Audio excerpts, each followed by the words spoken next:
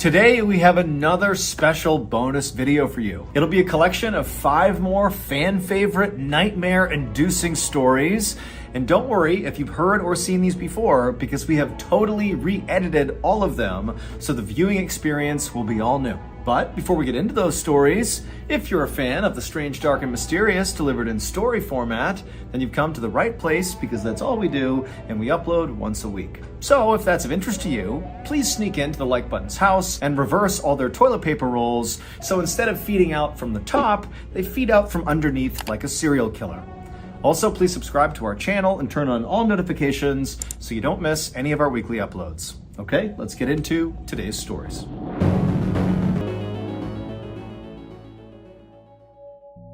In 2004, Mitch was in his final semester at a college in Louisiana when he met another senior, a wonderful young lady named Kayla. From the instant he saw her, he knew he was in love. She played hard to get at first, but after several months, he won her over. After graduation, the pair stayed in Louisiana and moved in together while they got their careers off the ground. 2 years later, the pair got married, and almost immediately, Kayla got pregnant. At the time, Mitch's career was really starting to take off, which allowed Kayla to stay at home and take some time off. By the time their daughter was born, Mitch was making so much money that Kayla decided to just stay home and be a full-time mom. A couple years later, Kayla got pregnant again, and by the time their daughter was 2 years old, they had their son. Mitch adored his children. Every morning before he went to work, he would sneak into their room and he would watch them sleep, and then in the evenings they would have these big family sit-down meals and then play games together until bedtime. Mitch's life was perfect. Shortly after his son's birth, Mitch was lounging on the couch in his TV room when he noticed out of the corner of his eye the red lamp in the corner of the room. It just looked funny. It was almost like the light itself was blurry, but when he looked a little bit closer at it, the entire lamp looked blurry. And so Mitch looked around the room and nothing else was blurry. He rubbed his eyes and looked back over at this lamp and it was still blurry. He turned the TV off and walked over to the lamp, and even though he was right in front of it, the lamp was still blurry. And Mitch didn't have bad eyesight, and so he's thinking, is there something wrong with me? Am I having a stroke? Do I have an aneurysm? Is there some sort of illness here that's making me see this lamp blurry when it's really not? But Mitch told himself he was healthy and that whatever this was, it was an anomaly and nothing to worry about. And so he went back over to the couch, turned the TV back on, and tried to ignore the lamp. But as he was watching TV, out of his peripheral vision, he couldn't help but notice this weird blurry lamp. And so finally, he turned the TV off again, and he turned to look at this lamp. And now, in addition to being blurry, it appeared to be upside down. Now Mitch was genuinely concerned that there was something wrong with him, because again, nothing else in the entire room was blurry or upside down. It was just this lamp. And so a few minutes later, his wife and his kids came home, and Mitch decided he would not tell them about this lamp. He didn't want to alarm them. He figures he will get to the bottom of this blurry lamp, and then he will tell his wife and kids. And so that night, the family has a sit-down meal, and then afterwards they play some games together, and then everybody goes upstairs and goes to sleep. But after everyone had gone to sleep, Mitch was just laying in bed thinking about this lamp. And so finally, he snuck out of his bed and went downstairs to the TV room, and he sat on the couch, and he just stared at this lamp. And for hours and hours, he just fixated himself on this lamp, watching it kind of morph around and turn upside down and get blurrier and blurrier by the second. The next day, Kayla found Mitch lying on the couch, passed out, and she asked him if he was okay. And again, Mitch didn't tell her about this lamp that was still blurry. He just told her that he wasn't feeling well and he was not going to go to work that day. But Mitch didn't go to work for 3 more days. He just sat on the couch and stared at this lamp. And Kayla obviously picked up on this strange behavior and kept poking and prodding to get more information about what was going on, but Mitch never told her the truth about this lamp. He just kept telling her he felt sick. She urged him to go see a doctor, but Mitch told her it would be fine, he'd get better.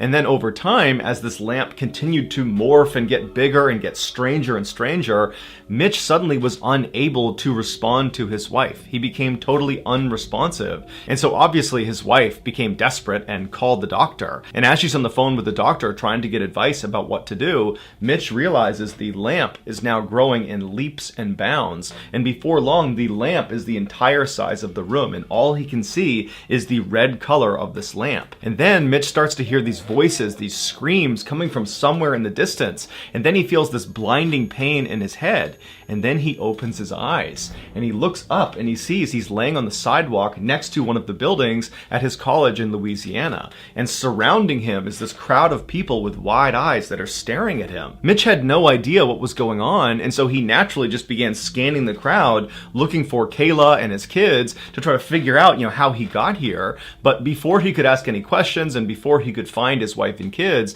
a police officer ran through the crowd, picked him up and ran him over to his police car, put him in the back, and then began driving away. And so while Mitch is in the back of this police car, he turns to the officer and he says, "What's going on?" And the officer would tell him he was attacked by a huge college football player. He got hit in the head and he fell backwards and he hit his head again and he fell unconscious. Mitch asked the officer where his wife and kids were, and the cop said he had no idea. And that's when it clicked for Mitch. The lamp wasn't real. Neither was his wife, neither was his daughter, neither was his son, neither was his life. For the past 10 years, it was all a hallucination while he was unconscious after getting attacked. Mitch was brought to the hospital where he would make a full physical recovery, but after being released, he was horribly depressed, and he had to get intense therapy to basically grieve for the loss of his family that never existed. These days, Mitch says he can barely remember what his family even looked like, but periodically in his dreams, he will catch a glimpse of his son in his peripheral vision, and his son is perpetually 5 years old, and he's trying to talk to his father, but Mitch can never understand what he says.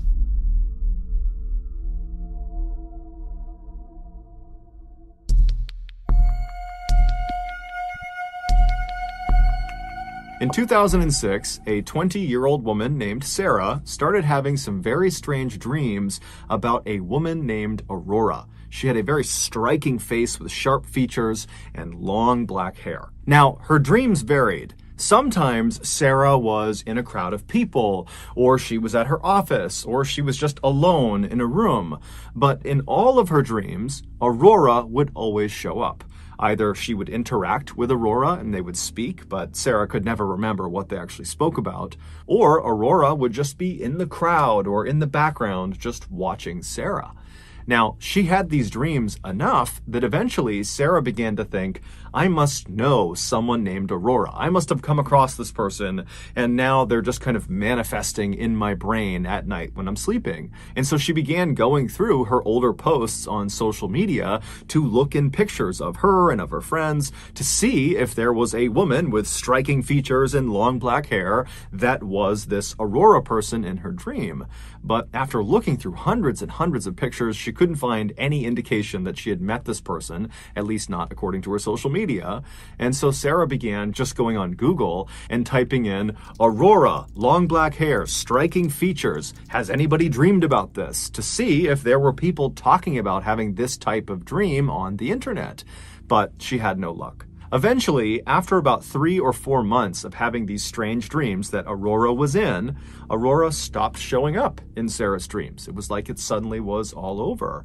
And so very quickly, Sarah just kind of forgot about it. A few years later, on Halloween night 2009, Sarah and a friend pulled off the highway into a gas station. They had been out with some friends celebrating Halloween, and now they were making their way back home. Sarah pulled into an empty spot right in front of the convenience store, and after they were parked, Sarah and her friend got out, they went inside, they got some snacks and drinks, and then they came back outside and climbed back into Sarah's car. A few moments later, Sarah had turned her car on, she had backed out, and she had driven past all of the gas station pumps, and she was making her way towards the single-lane strip of road that merged out onto the highway. It was how anybody who got into this gas station got back out onto the highway. And so as she's getting closer to the entrance of this short merge road, her phone suddenly rings. What happens next occurred over a span of just a few seconds, so it might seem like this is over several minutes, but this all happened pretty much simultaneously. So she's pulling up to the entrance of this merge road, her cell phone rings, and because there was no one behind her, it was not a busy night, Sarah decides to just stop her car, put it in park so she can safely take this phone call. And so she stops her car pretty much right in front of the entrance to this merge road, and she picks up her phone, she looks at the number, and she doesn't recognize it, but she picks it up anyways, and she says, "Hello, There was silence on her phone, and as Sarah is saying, "Hello, is anybody there?" another car from the gas station pulls up right behind Sarah's car, and they start honking their horn immediately. They're in a huge rush. And so Sarah, who's totally embarrassed that she's blocking traffic, she hangs up the phone, she puts it down, she puts her car back in drive, and she hits the gas. But this driver behind her is apparently in such a rush, they're so impatient, that they actually swerved around her, driving on the dirt off to the side of the road just to get around her, and then they sped off down the merge road back onto the highway. And literally, seconds later, another car that was already on the highway, a silver Honda Civic, lost control and smashed into this car that had just passed Sarah's car. So there's this huge car accident literally right in front of Sarah and her friend, who have now stopped the car. They're right at the end of the merge road looking at this horrible accident that they narrowly escaped. Sarah put her car back in park, she picked up her phone, and she called the police. When the police showed up a few moments later, they took down Sarah and her friend's version of events, and then a little while later, after the ambulances had left and after the two cars had been pulled off of the highway, one of the police officers pulled Sarah aside and told her that the driver of the Honda Civic and the driver of the car that had swerved around her had both been killed in the accident. Shocked, the only thing Sarah could think to do was to call back that number she didn't recognize that had effectively stopped her from getting onto the highway and maybe even stopped her from being hit by that Honda Civic. And so she wanted to talk to this person and thank them for saving her life. But when she called the number back, the person did not pick up. However, it went to her voicemail, and it said, "Hi, you've reached Aurora. Leave your name and number after the beep."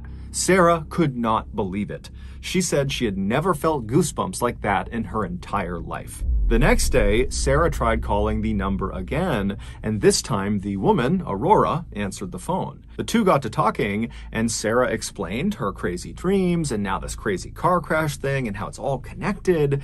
And Aurora would tell Sarah, like, "That's amazing. This is a crazy story you're telling me, except I didn't call you last night. I have no idea how you got my phone number." And so at the end of this phone call, the two women really had not reached any sort of explanation for how this came to be, how they came to be talking.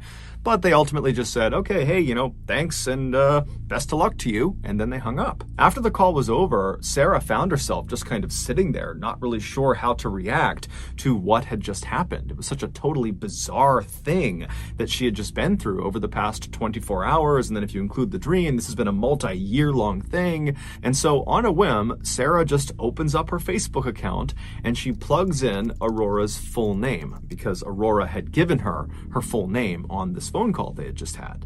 And when she looked at her phone, when the results came in, Sarah nearly fainted. Right at the top of the results page was this woman, Aurora's Facebook account, and her profile picture showed her face. And when Sarah looked at her face, it was the exact same face she had seen so many times in her dreams. It was the same Aurora with the striking features and long black hair. The woman in her dreams was the woman who called her and saved her life.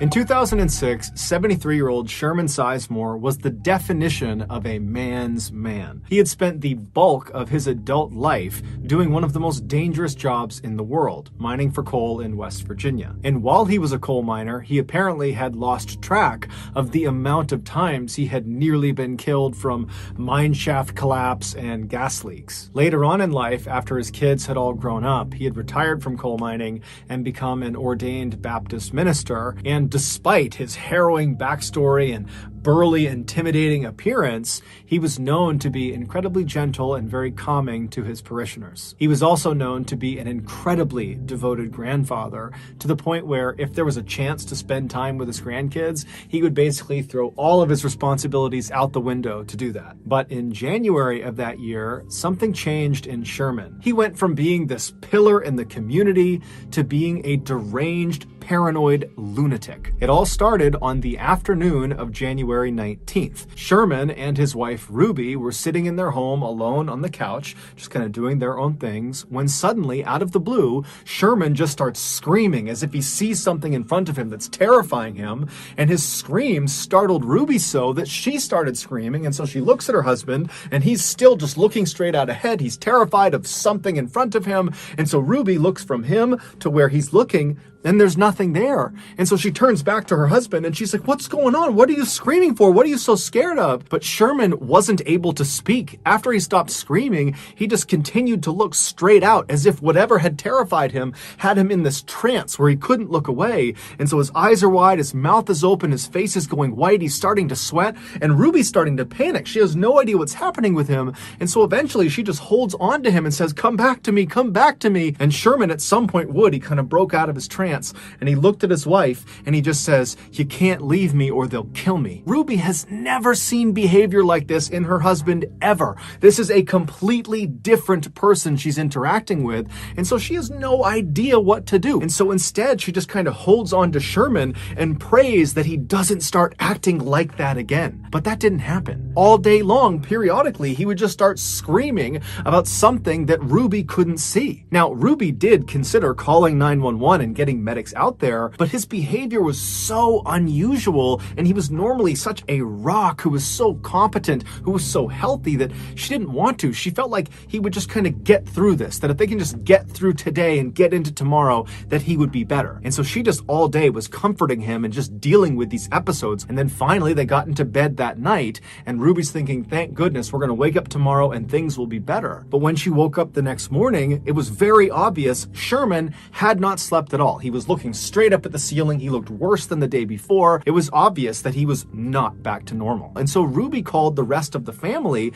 and had them come over to figure out what they were going to do. But when Sherman found out his family was coming to his house, he told Ruby they can't come inside. He was afraid they and others were conspiring to bury him alive. The only person he could be around was Ruby, and his whole family had no idea what to do. Little did they know there was actually a very specific reason he was acting the way he was. A few months before January 19th, which was the day Sherman turned into this different person, a few months earlier, he began complaining of severe abdominal pains. And so he and his wife Ruby and his daughter, they went to the hospital, and the doctor, after examining him and running some tests, determined that most likely his pain was coming from his gallbladder. But the only way to be sure would be to do some exploratory surgery and literally look inside of Sherman's gut and look at his gallbladder and see if that was the problem. And so the doctor asked Sherman, are you prepared to do an exploratory surgery, or would you like to just kind of wait it out and see what happens with this pain? And so Sherman talked it over with his wife and his family, and they made the decision that the pain was just too much,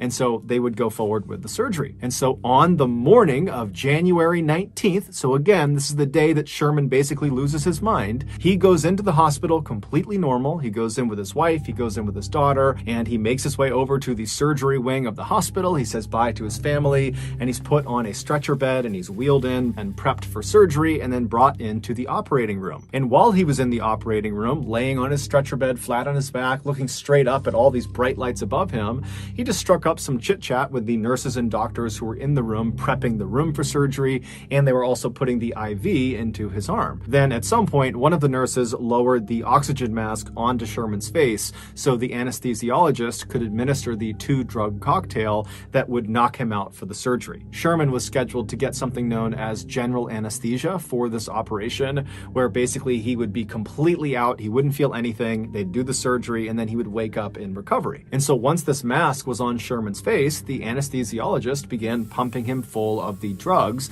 that would make him be knocked out for the surgery. However, the anesthesiologist only administered one of the 2 drugs necessary for general anesthesia.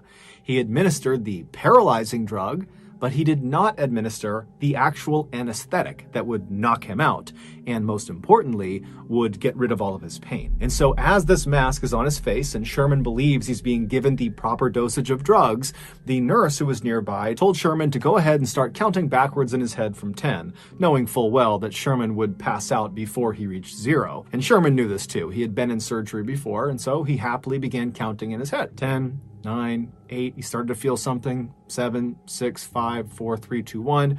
Boom, he was out.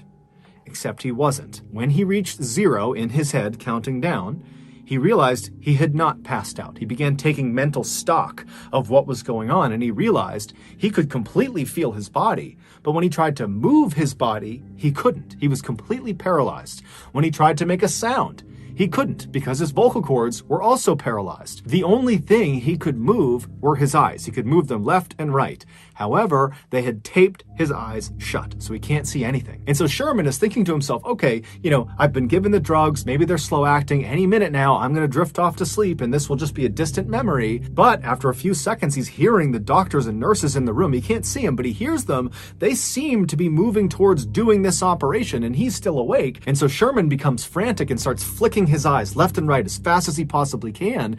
And the rapid eye movement actually loosened the tape on both of his eyelids, and it created a tiny slit that he could actually look through. And what he saw terrified him. The surgeon was walking over next to him. He was getting his gloves on, and then the surgeon says, "Scalpel." And the nurse hands him this chrome metallic blade, and the surgeon takes the blade and begins cutting into Sherman's midsection. Sherman felt everything, but Sherman couldn't do anything about it. All he could do was rapidly flick his eyes left and right in hopes one of them would see that he was awake, that he was feeling this. But no one was paying attention to his face, so they didn't see his eyes moving around. And so the surgeon continued to cut into his midsection until he had cut out a fairly significantly sized hole, at which point the surgeon hands the scalpel to the nurse and says, "Clamps," at which point the nurse hands him what looks like a torture device, and the surgeon proceeds to use these clamps to pin segments of Sherman's skin that has just been cut open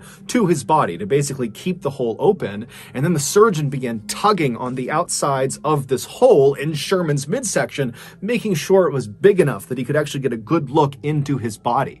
And every little tug is sending lightning bolts of pain into Sherman's body. But again, all he can do is flick his eyes left and right, and no one's paying attention. Scope, the surgeon called out for, and the nurse handed him a camera that he jammed into Sherman's gut. And then the surgeon said, "Suction," and the nurse got what looked like a vacuum and pressed it inside of this open wound and began sucking out fluids from his body. The pain Sherman was experiencing is unimaginable. Every second felt like an eternity. Forceps, the surgeon called, and the nurse handed him these metal prongs that he put inside of this hole in Sherman's body, and he used them to dislodge his gallbladder so he could get a better look at it. By this point, Sherman wanted to die. He was no longer flicking his eyes left and right. He was just looking straight out, hoping someone would finally see him. And someone did. One of the nurses standing next to the surgeon looked up at Sherman's face and saw Sherman looking back, terrified at the nurse, at which point the nurse yelled out, "Stop, he's awake, he's awake!" And the surgeon practically faints, and he looks over at the anesthesiologist and he calls him, "Get over here and fix this." And so the anesthesiologist comes running over from the side of the room. He gets up next to Sherman and begins pumping him full of painkillers. And as he's doing this, he has this moment of clarity. He remembers he didn't give him the anesthetic. And so as these new painkillers that have just been introduced begin to take their effect, Sherman's eyes go from being terrified to glazed over, and he does pass off to sleep. And so now he's out and he can't feel anything. But now the anesthesiologist and the medical team realize they have a very big problem. This patient just experienced 16 minutes of surgery and felt all of it. And at the end of it, when he wakes up, he's going to remember it, and he's probably going to file a lawsuit against the hospital. And so a decision was made. It's unclear if the anesthesiologist acted alone or if the entire team was in on this, but regardless, the anesthesiologist administered an additional drug after giving all these painkillers. This additional drug was called midazolam, but it's better known as the amnesia drug. And like its nickname implies, anyone who gets it will forget what has just happened to them. And so the idea was, by giving him this amnesia drug, he won't remember the trauma he had suffered through during the surgery, and so wouldn't file a lawsuit. And so after he was given this drug, the medical team, they went back to doing the surgery, they completed it, and they got him back out to recovery. And then when Sherman woke up in recovery, he did not remember what had happened to him inside of the operating room, at least not consciously. Those horrible 16 minutes had been implanted on Sherman's subconscious. Basically, his body recognized that he had experienced extreme trauma. However, the amnesia drug wiped away the memory of how he received that trauma. So there's this big disconnect in his memory. And so when Sherman came to in the recovery room, he immediately sensed something was horribly, horribly wrong. He was scared, he was anxious, he had this incredible sense of dread, but he had no memory to tie these feelings to. And so as Sherman is sitting in recovery, he must have tried to kind of hide the way he was feeling because he didn't even remotely understand it. He had been completely happy and normal going into the surgery, and now a couple of hours later, he's a complete mess. And so he leaves the hospital that day on January 19th. He goes back to his house and he sits on the couch with his wife. And as he's sitting there, suddenly these horrible feelings he's having, they become too much. And he basically has a panic attack and he starts screaming out and he's terrified of something, but he doesn't know what it is. And then over the next couple of days, he began having these flashbacks where he would access the actual 16 minutes of torture he went through. But when he would see someone cutting into him and opening his chest up and sucking things out of it, he didn't think that happened to me and that's why I feel this way. Instead, he thought it was just this horrible nightmare that he couldn't escape from. And so his family did eventually start getting doctors and psychologists and all these people involved to figure out what was wrong with him. But before they could figure it out, the whole situation had just become too terrible for Sherman. And so on February 2nd, just 2 weeks after he came out of that surgery, he would take his own life. His family was unbelievably heartbroken. It didn't seem real that this had happened. And so they would continue to dig and figure out what went wrong. And they would finally get their hands on the medical report from the gallbladder exploratory surgery on January 19th. And after giving it to another doctor to look over, this doctor discovered that Sherman had in fact experienced 16 minutes of something known as anesthesia awareness, where you are awake or feel a portion of your surgery. And shockingly, this happens to 20,000 people a year. However, Sherman's case, forgetting the amnesia drug, just literally what he went through, 16 full minutes of this really intensive surgery that he felt, that is an absolute rarity. That does not happen very often. Sherman's family would go on to sue the hospital, and they would be awarded an undisclosed amount of money from the hospital in 2008.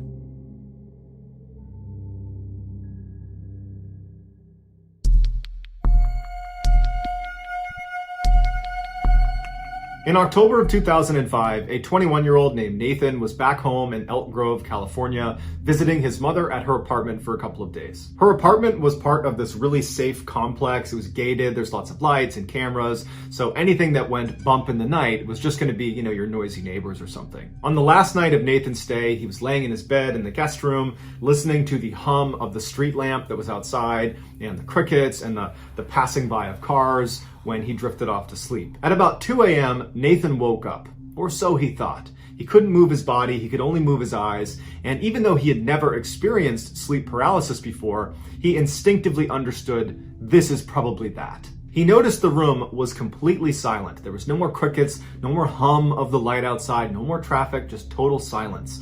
And then he started flashing his eyes around the room because he couldn't move his head or his body, and he started taking stock of the room. The bed he was in was positioned as far away from the door as he could in the back right corner. From where he was laying, if he looked to his right, in that corner was this big armoire, and then moving left from the armoire as he scanned the room, you'd come to the door, which is on the opposite side of where his bed was, and then if he kept scanning left, he would reach the foot of his bed, and just beyond the foot of his bed was a table and a chair. But because he was laying flat, he couldn't really look down and actually see the table and chair. And so with all of his strength, he managed to raise his head just enough that he had a line of sight to that section of his room, the only section he has not looked at yet. And he sees the table and chair, and he sees in the corner is this dark figure that's standing there looking at him. He's completely frozen with fear. His thought is, there's an intruder in the house. How did they get in here? What are they doing in here? And he managed to keep his head up just long enough to get a decent look at this dark figure, and he determined it was most likely a woman with a shawl covering her face. And before his head fell back to the pillow, he saw her suddenly crouch down on the ground out of view. And then Nathan's head fell back, and now he knows there's just some stranger in his room, and he can't lift his head up anymore, and he's looking around with his eyes. He sees the armoire, he sees the door, he can't see that table and chair, and then he hears the sound of someone slithering along the ground out of view, and he can hear her breathing as she's getting closer and closer to the edge of the bed. And he's laying there terrified. He's so scared he can't even make a sound, and he's telling himself, this has to be a dream. Wake up, wake up, wake up. And he's laying there, and this woman, she stands up and she leans out over his bed, and she looks at him, and her face is pale and her eyes are sunk way back in her head. And then she begins to slowly crawl on top of him, and Nathan's sitting here looking at this woman. He wants to close his eyes, but he can't. And he just feels his chest being pressed down. He can hear the sounds of the springs compressing all around him as this woman positions herself on his chest. And then he finally manages to let out a scream, and then suddenly he's awake. The woman's gone. And he sits up and he's looking around. There's nobody in his room. The familiar hum of the light and the crickets and the traffic outside, they all return. And his mom comes running in the room, and she's like, hey, are you okay? I heard screaming in here. And he said, oh, no, I had a bad dream. I'm fine now. I had a terrible dream, but I'm fine now. And his mom's like, okay, all right, you need anything?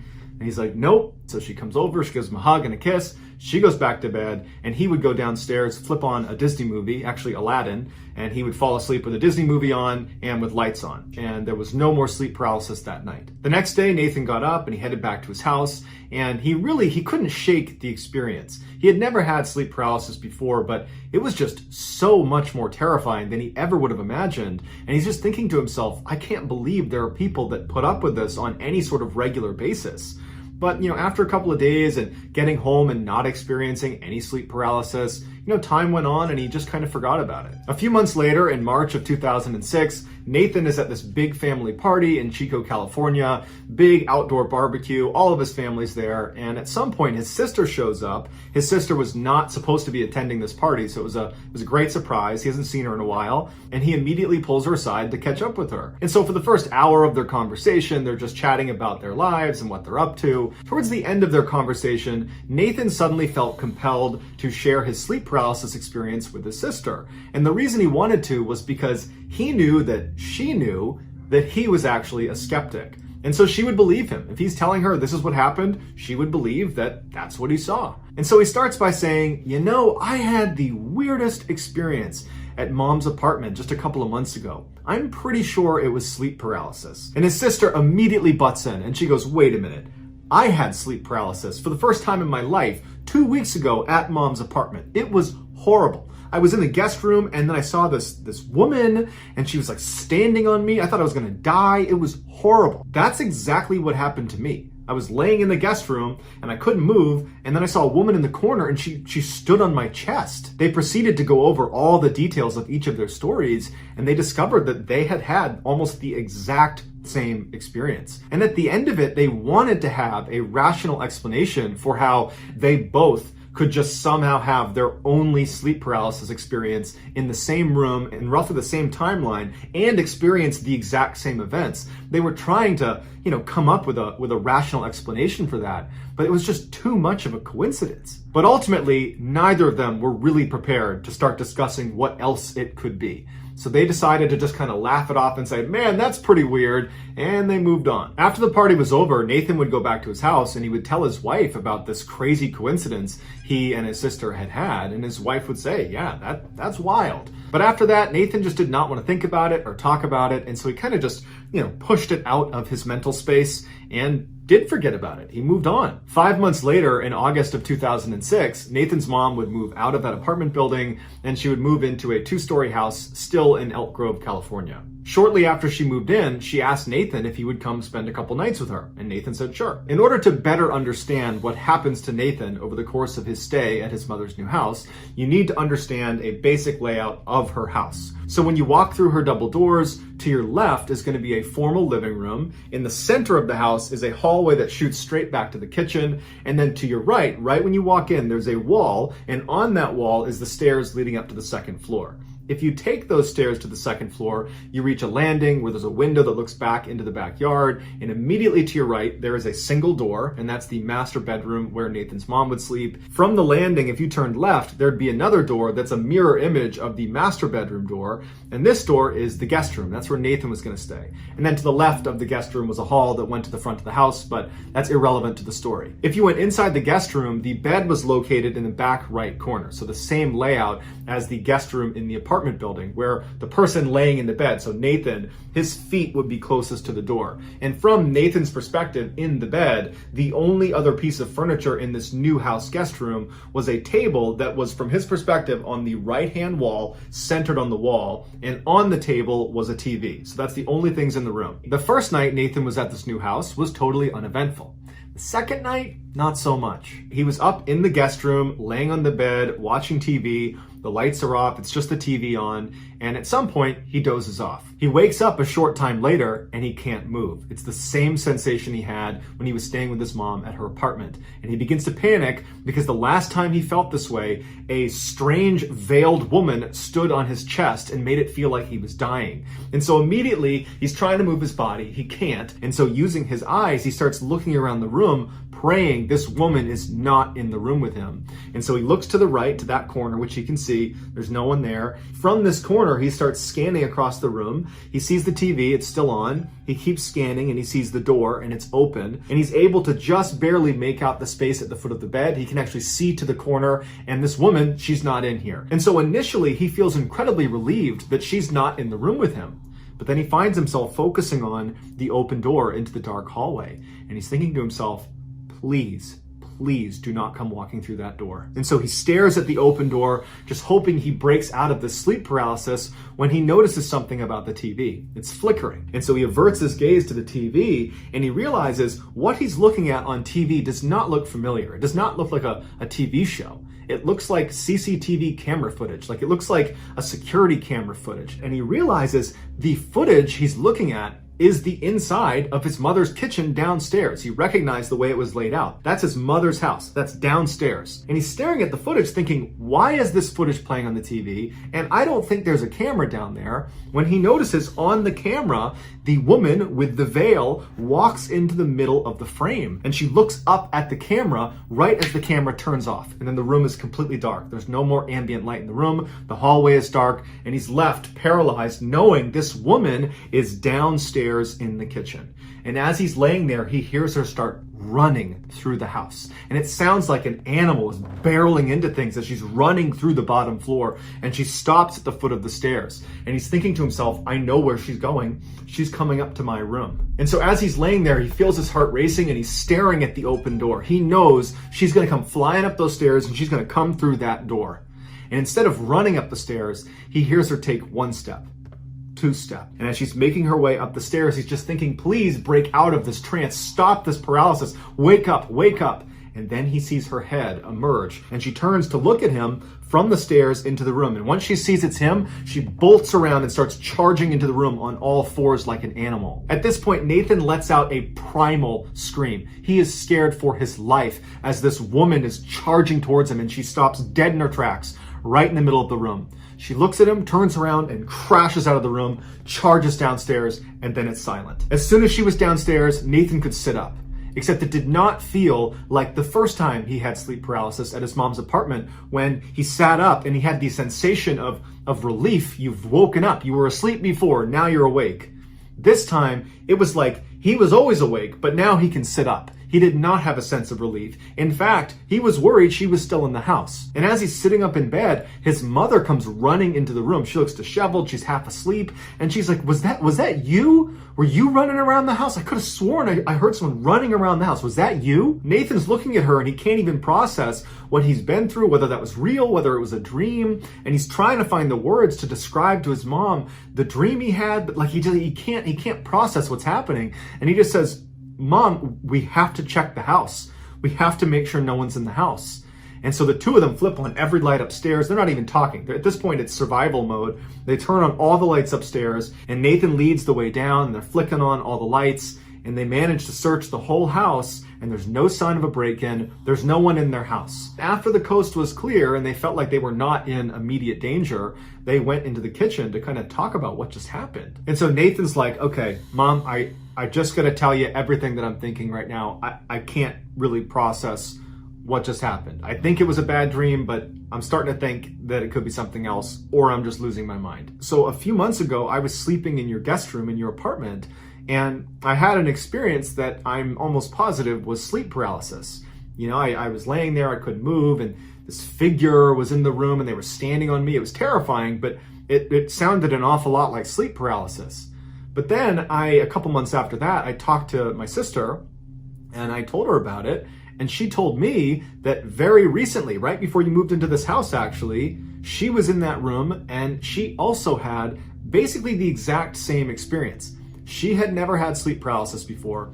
I had never had sleep paralysis before. So we've basically had the exact same horrifying experience in the same room around the same time. And then just now, tonight, I had another sleep paralysis experience with the same woman who was running around the house, and you just said you heard her running around the house. His mom looked really concerned, but she wasn't shocked. She says to Nathan, I have seen this woman. I saw her in my apartment way long time ago, but I remember what you're describing. That's the experience I had. This woman, showed up in the room and she stood on me, and it scared the heck out of me, but I didn't tell anyone because I thought it was sleep paralysis. And so Nathan and his mom proceeded to spend the next several hours just talking through what this could be. How could they, all three of them, him, his mom, and his sister, how could all of them have had the exact same experience?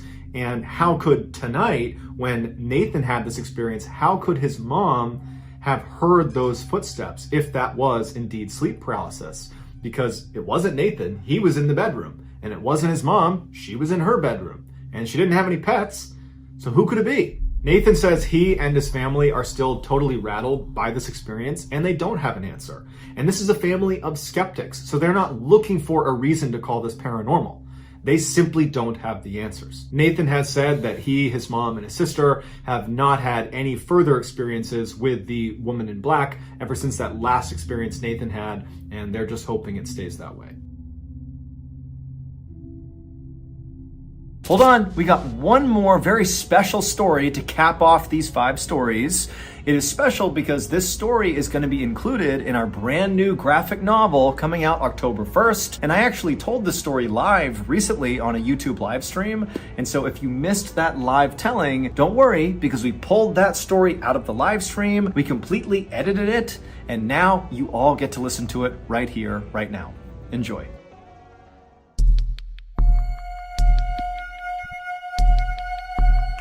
In July of 2012, there was a woman named Simone who was 22 years old, who was living in this beautiful town in southwestern Germany called Rüdesham am Rhein. And it's this winemaking village, and it's gorgeous. There's rolling green hills, there's vineyards as far as the eye can see. It's situated right on the Rhine River. It's like this wonderful place. And Simone had grown up in this village. That's where she lived, and she loved it there. Charmed childhood. She's 22 now. But this summer, she was feeling a little bit down because she was actually getting ready to leave this village and start the next chapter of her life in New York City. But instead of dwelling on, this, sadness of moving away from home for the first time, she instead was really fixated on what she was going to do that summer, her final summer in Rüdesham am Rhein. And so Simone, one of her favorite memories of her entire life in this village is in the summer, she would go to this summer camp. There was this beautiful little camp in this forest that was not far from the town. And from the time she was a little kid, she went as an attendee to this camp. There's all these counselors and there's 200 kids that go to it, and they play games, and there's, they put on stage plays, and it's just this wonderful, wholesome camping experience. And, when she became a teenager, she basically was too old to go to this camp. And so she did what many of the other former attendees did, which is they eventually transitioned to becoming a counselor, like a volunteer counselor. And so she became a counselor and, loved it, frankly, more than being an attendee. And for every summer after that, she was a volunteer counselor. And this summer, July of 2012, was no different. And she was going to be a counselor as well. So that was what she was going to do with her final summer before leaving for New York City. So in mid-July of that year, Simone packs up her stuff and she heads off to this forest to go be a camp counselor. And so the logistics of this camp is the attendees, the children.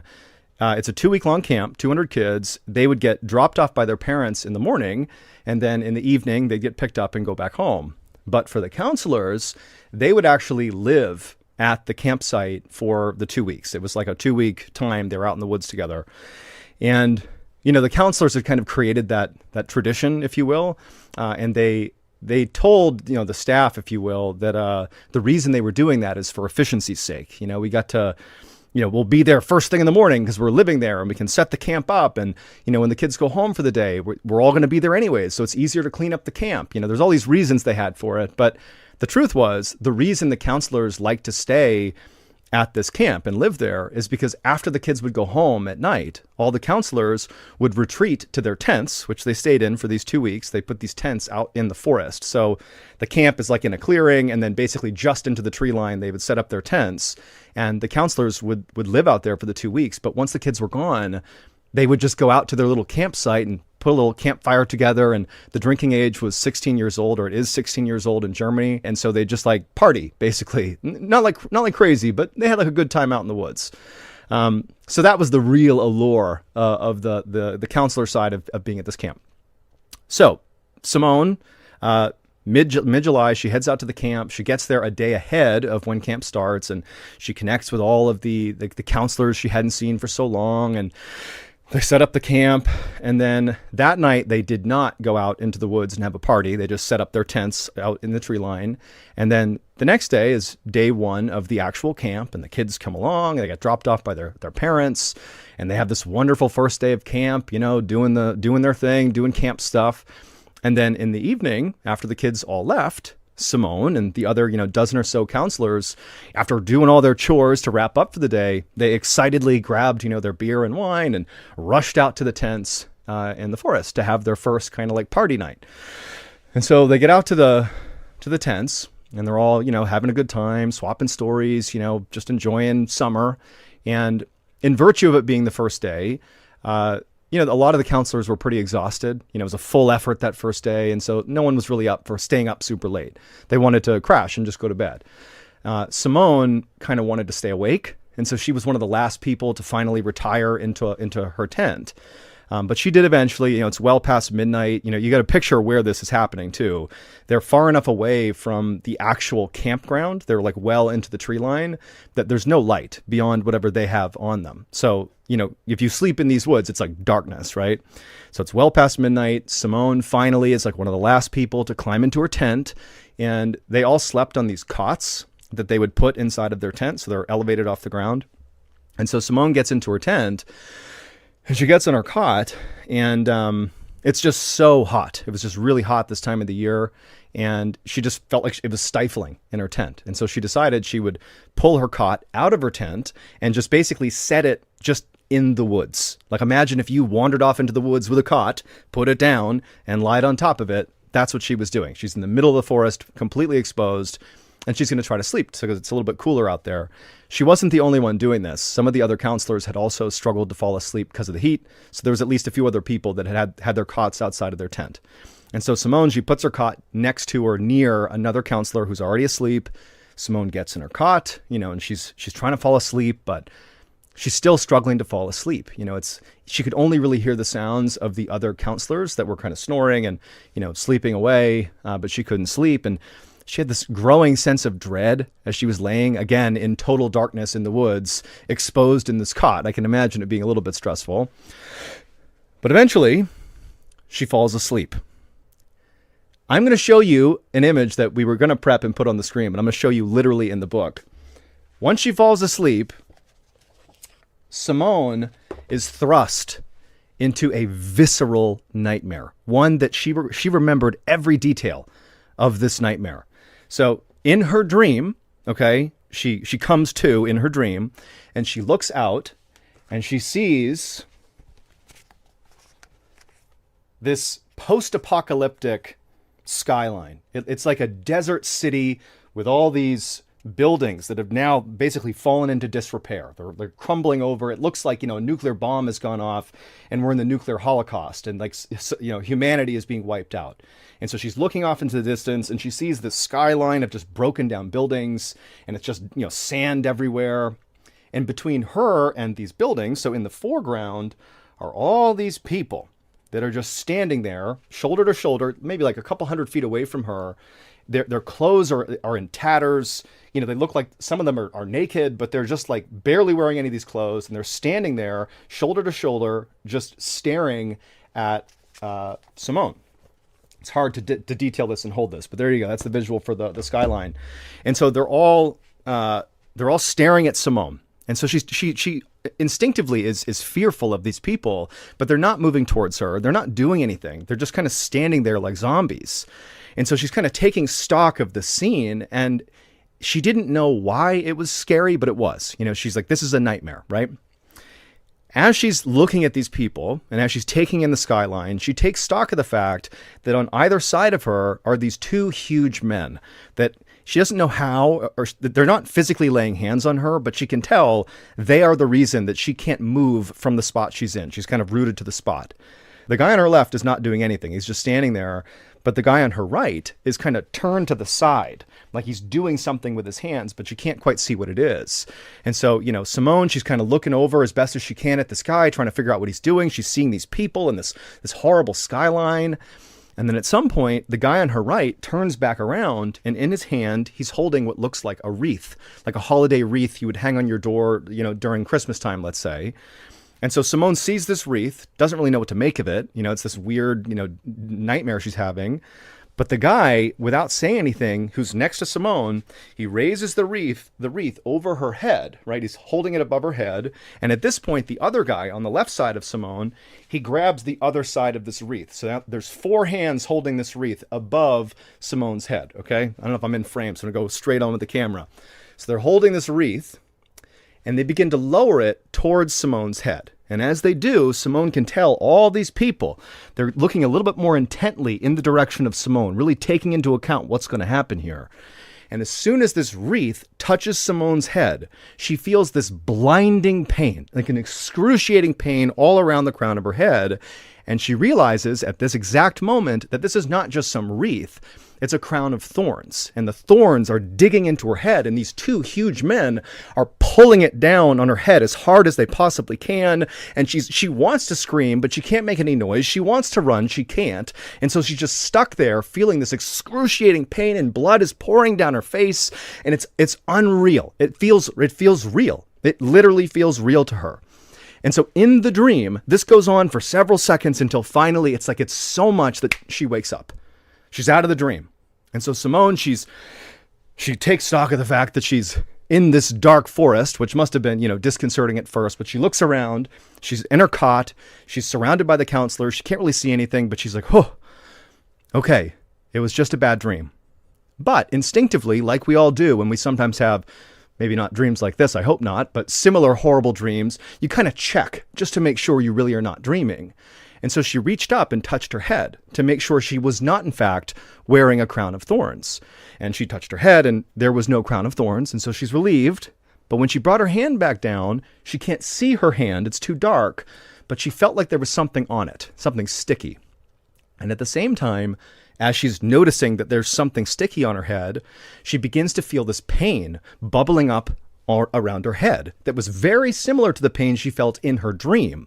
And so as this pain is ratcheting up and up and up, she catches out of the corner of her eye, again, it's very dark, but maybe out of the moonlight or something, she could either hear something or barely see something running around in the tree line near her, kind of scurrying off away from her. She has no idea what it is, but she can't even focus on it because now the pain, the real pain, not the phantom pain in her dream, but the actual pain to her head is so blinding, she can only focus on that. And it finally gets to the point where she starts to panic. She doesn't know what's going on. She's realizing this is blood. That's what I touched my head. There's blood on my head.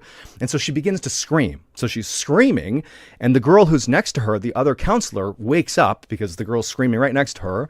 The counselor sits up. She sees Simone screaming. She's like, what's going on? What's going on? She can't see Simone. It's too dark. And so this other counselor fumbles for a flashlight, grabs a flashlight, turns around, and shines it on Simone's face. And the second Simone is illuminated and this counselor can see her, the other counselor begins to scream at what she sees on Simone's head. And so for the next 15 minutes, it is absolute chaos in the forest as people are screaming. They're trying to figure out what's going on. The other counselors are waking up. Nobody knows what's going on. And in the course of those 15 minutes, the other counselors grab Simone. They put her into one of the vehicles they had at the camp. And by this point, Simone is vomiting. She's still bleeding from her head. And they rushed her to the hospital. I wish I could poll right now and say, what do you think happened? But I'll tell you what happened. When Simone was having that dream, the dream where she sees the city skyline and she doesn't know what's going on, and then suddenly she felt the thorns being driven into her head. Well, the pain she was feeling in her dream of something driving into her head was synced up with actual pain she was feeling in real life. There was something digging into her head, but for some reason, her body, her brain, didn't process the pain in real life the way you would think you would, like wake up because something's happening to you. Instead, the thing that was happening in real life to Simone's head kind of manifested itself in this dream. So we basically believe Simone was already having a nightmare. She's in this post-apocalyptic landscape, and then something in real life began happening to her head, and it entered her dream. That was the crown of thorns. Well, the real thing that was happening was a fox had snuck into the camp, or it was living in the forest, wandered up to Simone, and began eating her scalp. And it sat there and ate her head and took at least 20 solid bites out of her head before the pain in real life that had manifested in her dream got so extreme that Simone bolted upright, and her sitting upright scared the fox off. And almost certainly that is the thing she saw scurrying off into the forest. And she was rushed to the hospital. She would be saved. And they actually were able to suture her scalp all back together again. And they hid the scars in her hairline. But I spoke to Simone, so I mentioned there was a connection to our community. She might even be listening to this, to be honest. Simone posted this story on our subreddit. It was about her and this experience. You know, she described this whole story and how after it happened, she was so traumatized that she not only could not go back in that forest ever again, but she couldn't go into any forests anymore. I mean, it's like true PTSD. And she says she still has phantom pain, you know, where the fox bit her head. And she also said that because it was a fox, she had to go through this insane like rabies protocol. Rabies is a lethal, you know, disease you can get from animals that have it. It's treatable, but she had all these shots she had to get. I mean, it was like this horrible experience, but she lived, and she's one of our amazing members of the Strange, Dark, and Mysterious community. And so, yeah, that story is a wild one, and it's one of the stories in our graphic novel here. Just to show that image again. Pretty cool, huh? Pretty good. Go to cam 2, see if you can zoom in on that again. That's I can't show too much, but here's what you get to see. Pretty good stuff. Pretty cool. Hey everybody, if you haven't heard yet, we announced some really big news recently. We are putting out a book, and it's amazing. It's called Mr. Ballin Presents Strange, Dark, and Mysterious, the Graphic Stories, and it's an amazing graphic novel we have been working on for over a year. And it's our very first book, so we're all very proud of this. We think it's going to be so amazing. So in this book, there are 9 stories, 5 of which are of the old variety, so you've heard them on YouTube, and they've been remastered and put into this book. And then you have 4 full-length, brand new stories, which are amazing, that have also been put inside of this book. And the way we made those 4 new stories is to have them replicate the feel of YouTube. In fact, I would say this whole book is like the written version of our YouTube channel. It's totally a throwback to our OG fans who found us on YouTube. This is the book for you. It's gonna be so good. The book's not coming out until my birthday, October 1st, but you can pre-order it right now by going to book.ballinstudios.com. And also, after you pre-order, be sure to follow me on social media and all the other places that we put out content, because we're going to be teasing stuff about this book before release. Things like, you know, sneak peeks into the book and some pieces of artwork and some behind the scenes stuff. So there's a lot of stuff going on, but it all starts with pre-ordering that book. So again, go to book.ballinstudios.com and pre-order our first ever official book. It's going to be great. Enjoy. So that's going to do it. If you're looking for more strange, dark, and mysterious content, remember we have a whole slew of strange, dark, and mysterious podcasts under the Ballin Studios umbrella. There is the Mr. Ballin podcast, Mr. Ballin's Medical Mysteries, Run Fool, Bedtime Stories, and our newest edition, Wartime Stories, which everybody's raving about. And so these are all free podcasts with hundreds of hours of content that you can listen to right now. All you have to do is search for Ballin Studios on any podcast platform, and boom, there they are, all the podcasts. You can start your binge. Thank you so much. Until next time, see ya.